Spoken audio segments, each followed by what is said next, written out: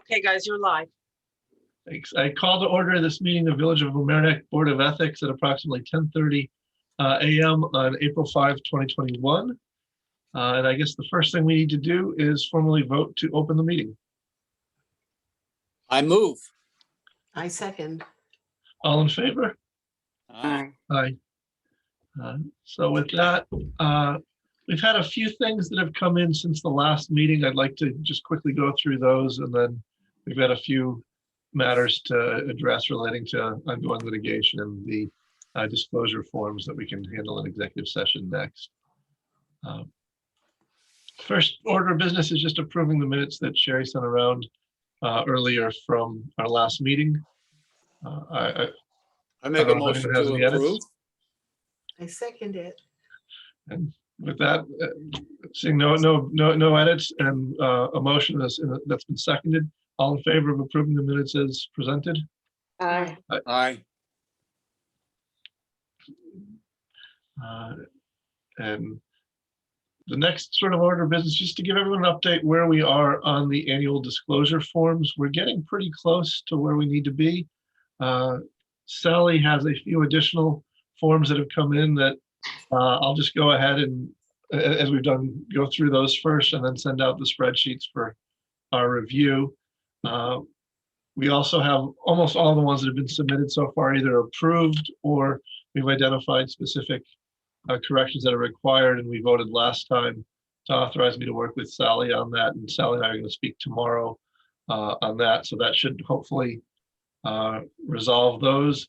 There are a few, most notably ours, that since we can't approve our own forms, I'll work with Jeff. Jeff, just let me know a time that works for you in the next couple of days. We can go through those few Okay. open ones that need one more person. And then with that, we'll basically be done other than the select number. How many roughly do you think came in, Sally, new ones?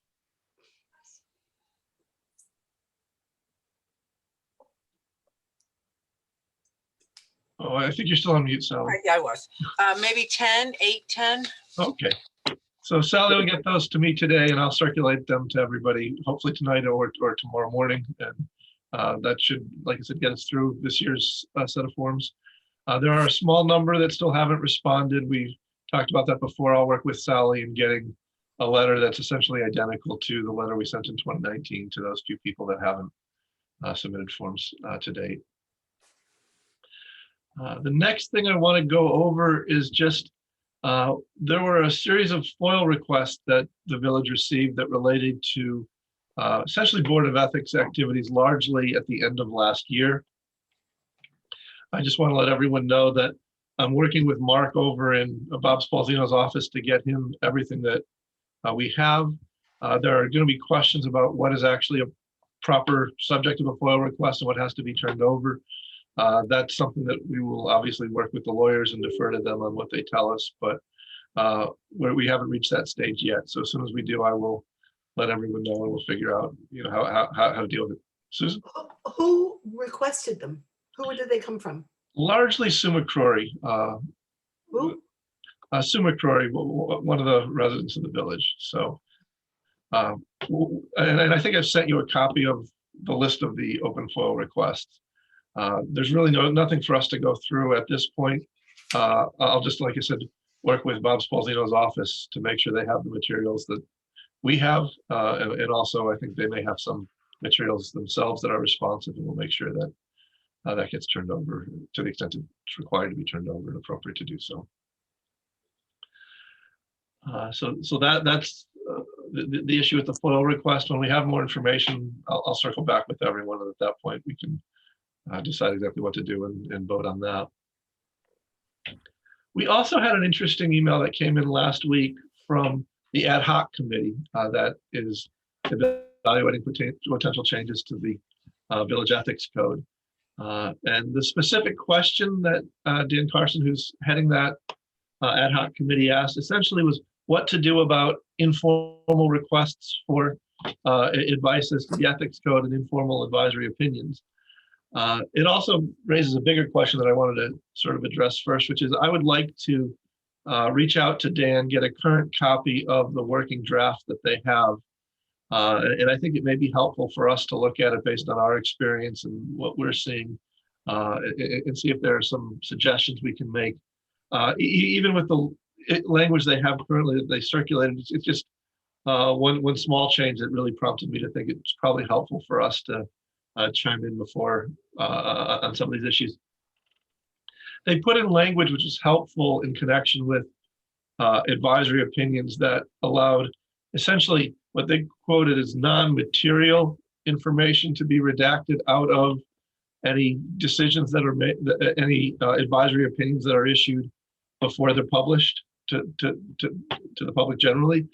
And the idea behind that is people need to feel comfortable to come to the Board of Ethics and ask an advisory opinion. And so the ability to preserve anonymity when someone makes that request is actually legitimate. And same way, there may be embarrassing or just details that are best kept private that are included in the request. To do that, we have to, it's best that we redact that. So it really, that type of information doesn't get out to the public, and the identity of people making the advisory opinion requests where appropriate is kept confidential as well. They had language in the draft that talks about non-material information could be redacted. I think we need to be broader than that. And I'd like to see if you guys feel the same way. Basically, anything that really could compromise the person asking for the advisory opinion, I think should be appropriate for redaction, not just whether it's material or not. Otherwise, it's going to have the effect of deterring people from seeking advisory opinions. So I don't know if anybody has a different view, but that's one example of something I think I'd like us to just reach out to the ad hoc committee and make those types of what hopefully are helpful suggestions to them. I agree. It's a dangerous slope that you'd be on in publishing those. And so Why- I guess with What's oh, the sorry, point of- What is the point of publishing it? To give guidance to people in the future. For other people, not the person Yeah. that you're giving? Okay. Correct. With any administrative body, if you have advisory opinions, you can look them up and kind of get a flavor of how you should act. And maybe some of them hit pretty close to your own particular factual Right. situation. Yeah, it's like a case study. Yeah. So it could be written from that perspective then, without any names. Yes, but sometimes I think what Yoram's pointing out is that sometimes if the advisory opinion, I am a board of trustee members and I have a dispute with the planning, all of a sudden you realize, oh, well, that's so-and-so. You could figure out who it is, but 5 years Right. later, maybe you couldn't. So And if you people- gotta kind of watch yourself. Mm, Yeah, as time goes on, it becomes less Personal. obtainable. I also thought too, Yoram, that these things shall be indexed and maintained on file by the Board of Ethics, and who the hell is going to do all of that? I mean, we change all the Yeah. time, and where is all of this going to be kept? And Mark has always asked the board for more clerical sort of help, and that's just, it's nice to put it in a code, Yep. but who's going to do all of the bloody work, and where are they all going to be kept, and how are you going to be able to index it and look at them? It's just a practical question. Yeah. That's a great question. I think we actually have the best person to help answer it on the call with us, and Sally. Sally, do you have any suggestion for sort of the easiest way to organize the advisory opinions that the ethics board does issue? So they're not dependent on when we have change in personnel on the board. And like I said, we don't have our own file system or anything like that. Is there any recommendation you might make? You don't have to come up with it now in terms of the best way Well, to. I guess the only thing I would say, if you get them to me, because, and then when I'm gone from here, whoever takes my place. So you have the one constant at Village Hall. But I wasn't really paying attention, so I don't know what I would do with them. But that's just my suggestion, just to get Yeah. them to me, and we would file them here. Yeah, and I think that's, the question is, I think even currently, the ethics code requires the Board of Ethics to maintain all the advisory opinions, but as a practical matter, that doesn't work so well, especially over the course of years, so. Right. Yeah, because I don't know that I have them from Mark, the previous ones. I don't think that I do. And I can coordinate with Mark and track those down, because I know we issued a couple in 2020, so, or it may have been 2019. Okay. And then I guess the more specific question that the ad hoc committee had asked, that I'd like us as a group to chime in on, is assuming there is a mechanism for informal opinions, and there is a mechanism for formal opinions. And I actually am pretty proud, at least in my time on the Board of Ethics, we've handled those really well. And that if somebody got a request for an opinion, they usually went through Mark, the prior chair in the past. He was very good about getting us as a group together quickly. We have the 72-hour meeting law, but there are some exceptions to that in emergency circumstances, we could even meet sooner. And we were very good at getting people the advice they needed. Sometimes we would review the request for an opinion, as a board, decide what was the ultimate advice we were going to give, and then reach out to the person, letting them know, here's the ultimate decision we made, a written decision is coming. So that we were pretty good about getting people timely advice and then following it up with something that memorialized the advice in writing.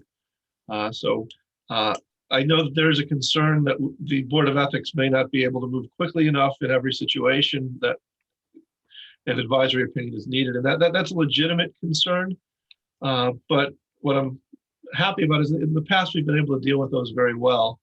But there is the issue that they've raised, and it's legitimate, about, are there times that we could not get a formal opinion out quick enough, and whether it be an employee or a board member, someone wants some guidance from the village sooner than we could act. And the question is, should that request go to us first or to the village attorney first? I know my own view is I would rather the request come to us first, just because if we are able to act quickly and have a formal opinion that's written and has actual weight to it behind it, and the person can hold it up and rely on it, that's better than any sort of informal opinion. So my own personal view is that I'd rather that request come to us first. And if we can't act within 24 hours or whatever's the necessary time window for that specific request, then I guess the question is, what should be done? And do we want to have the village attorney issuing informal advisory opinions? And I have some pretty mixed feelings about that. So I love to get everyone else's views.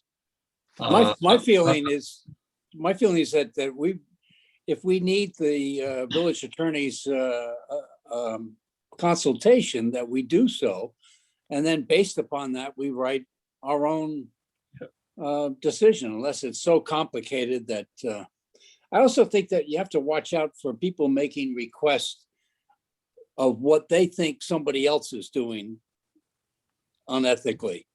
And, I see that member of the zoning board, lives 2 blocks away from da-da-da-da, and they shouldn't be doing that kind of thing, which I don't think is really, we would be inundated with that kind of stuff. And I don't think that that's particularly proper.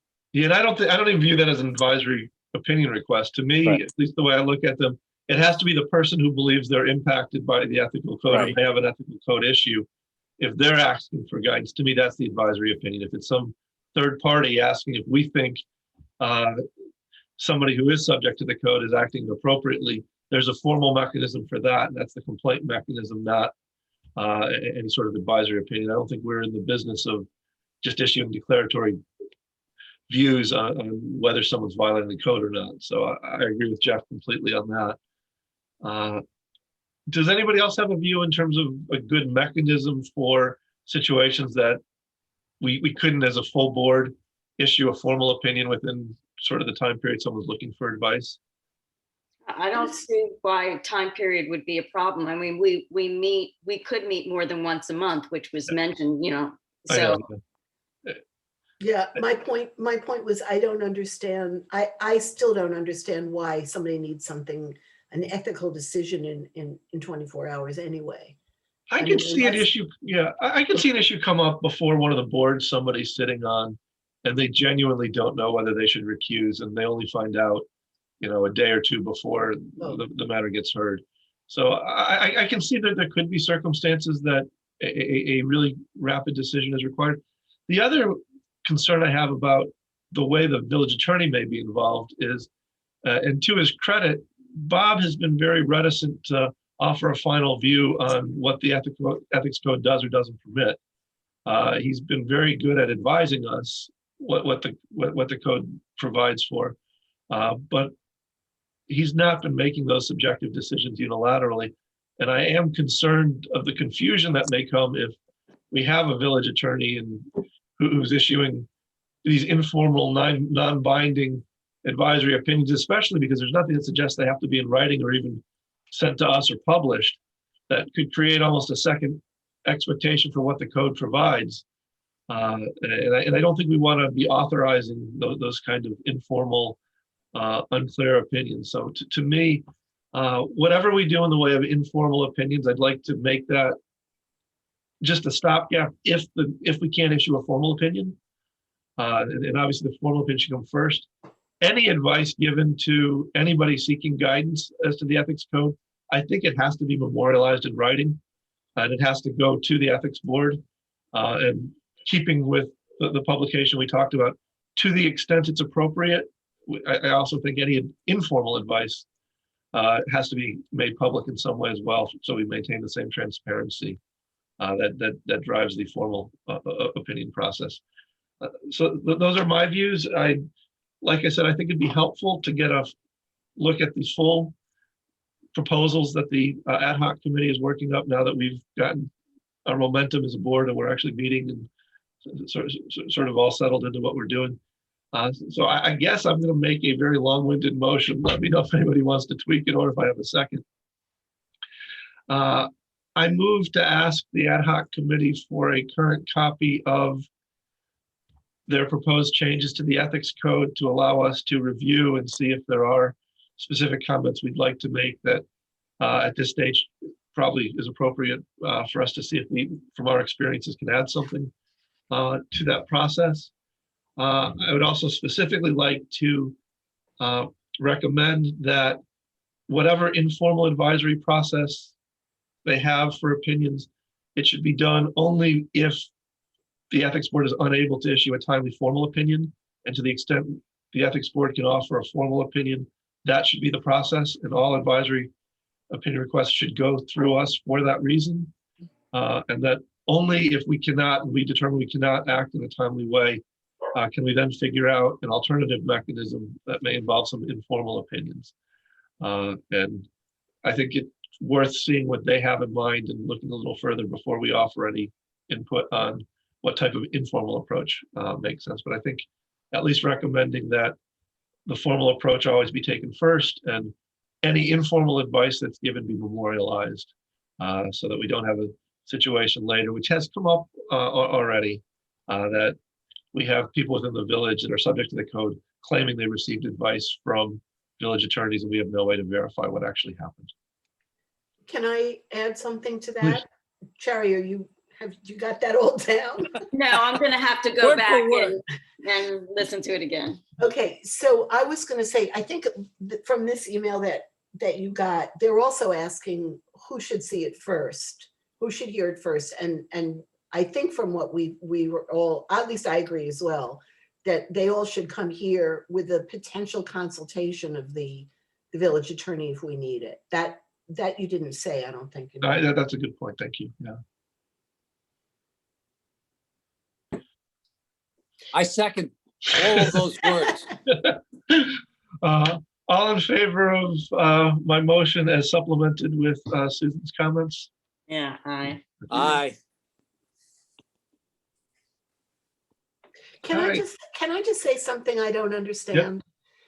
I still don't understand why somebody needs an opinion that fast, because if they're on a board and they don't know if they should recuse and they haven't been advised informally, can they still listen to the discussion? And it's just the recusal is about not voting, right? No. The No? recusal, you have to leave actually have to leave the room. Oh, okay. So I get it now. And sometimes particularly the land use boards, they may have something on the agenda, but until they get the actual package with all the material, if you take a zoning variance, for example, until you read the package, which you may not get until 24 hours before the actual meeting, you know it's on the agenda, but you don't know all of the facts. You may Right. say, oh, wow, I don't know if I should recuse myself tomorrow night. And I think we had one of those, Yoram. Yeah.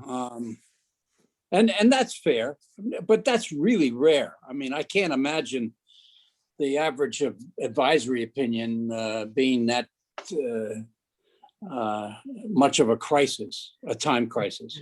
I just thought recusal meant that you didn't vote, not necessarily that you didn't hear No. what was I discussed. think the idea that you're present might lend something to the vote that people wouldn't want. So you actually have to recuse yourself and then leave the room. Okay, thank you for explaining that. And that's pretty much what I have for the open session. We can go into any additional business people might have when we come back out of executive session. But for now, if I can get a motion to go into executive session to discuss some pending litigation, as well as some other matters that have come to our attention that involve personnel issues. So moved. Second, All in favor of going to executive session? We should have assigned people making the motions and I think it it easy. happened. It has happened.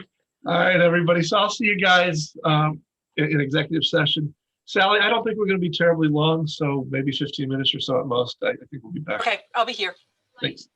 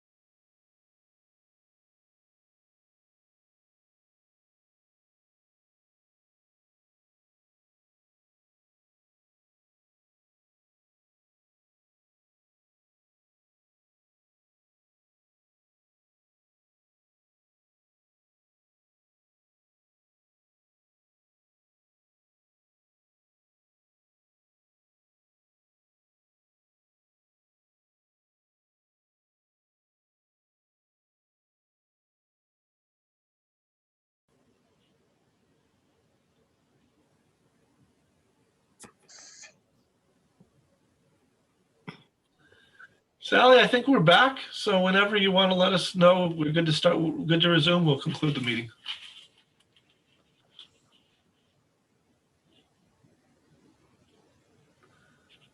I'm here. Goodbye. Perfect. All right, Okay, we're live, guys. perfect. So we all made it back from executive session. During, Congratulations, Susan. Thank you. I didn't delete that one. that was our quickest ever. We're getting better at this. So during executive session, we talked about one ongoing litigation as well as some matters that impact village personnel. At this point, I just want to know if anybody else has any business they'd like to discuss before we adjourn. I have a question, actually. Isn't there supposed to be one more member on the board? Where are There we? is Mike Newgard. The current version of the code requires no more than 2 members from any specific political party. And so Mike Newgard had been one of the 2 Republican representatives. His resignation has now been accepted and finalized. So it's up to the Board of Trustees when they appoint another Republican. And until then, it'll just be the 4 of us. Okay. Any other? Posted the opening online, but if you guys know of anyone, we're gonna start going to our boards because we have openings on several boards and committees. So we're gonna start going to our boards and asking them if you know of anyone and you feel like reaching out, just have them send their resume to me. And it just can't be a Democrat. Any other political party or an independent is fine for the Board of Ethics. We have our 2 Democrats currently, so. Right. And with that, I guess, do I have a motion to adjourn? Move. I second. All right, all in favor? Aye. Aye. All right, thanks, everybody. I'll be in touch with what we discussed. Thanks. Thanks, Yoram.